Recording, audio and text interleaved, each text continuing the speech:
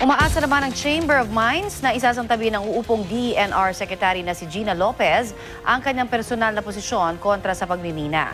Kilala kasi si Lopez na kontra sa pagmiminang sumisira sa kalikasan. Balitang hatid ni Ivan Mayrina. It's not nice and maybe that there could have been mining there, but when you make a statement that all the areas where there's going to be mining are ugly anyway, that's the point. Gina, Okay, did not say that. Now you're lying. Ito ang sagutan noon ni Gina Lopez na tutol sa pagmimina at ng may-ari ng isa sa pinakamalaking mining company sa bansa, si Manny Pangilinan ng Philex Mining. Nangyari ito noong 2012 sa gitna ng isang mining conference. Ang kanilang pinagtatalunan ang masamang epekto ng pagmimina sa kalikasan.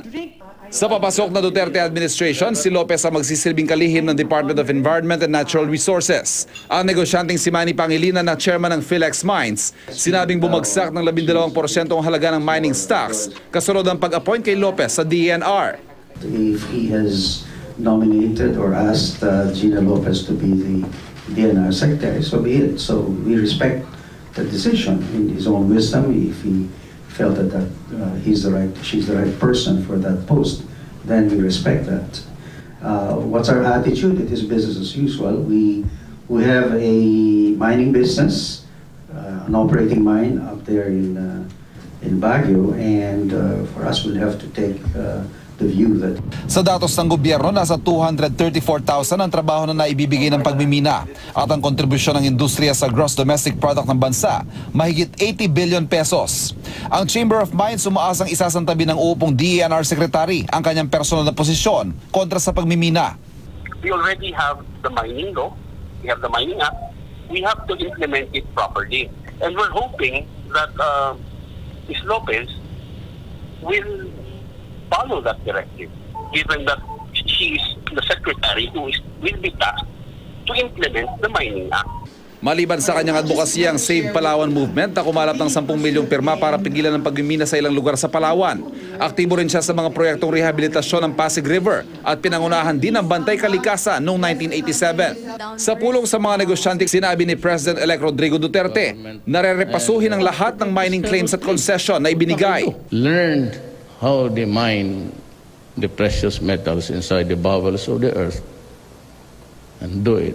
Because just one, sabihin mo, you are spoiling the land, I will cancel it without hesitation. It is not that I do not want mining. There is a law. So if there is a law, you have to allow it because the law allows it. But in making money out of the precious metals of the earth that belongs to the Filipino people, you have to do it right. If you cannot do it right, then get out of mining. Ang pagkakatalaga kay Lopez bilang DENR Secretary, sinusuportahan ng 28 environmental groups na bumubuo sa grupong Scrap Mining Act Alliance. Pero magbabantay pa rin daw sila. Dapat panindigan niya yung pagiging DENR Secretary at isa ilalim niya yung interes ng kanyang angkan o pamilya, na kung saan ang nakikita namin dito ay marami silang proyekto sa usapin ng ekoturismo na nagiging dahilan din ng paglikas ng mga katutubo tulad ng katutubong Mamanwa sa Surigao. Humingi kami ng panayam kay Lopez pero hindi pa ito nagpaunlak sa ngayon. Ivan Mayrina, GMA News.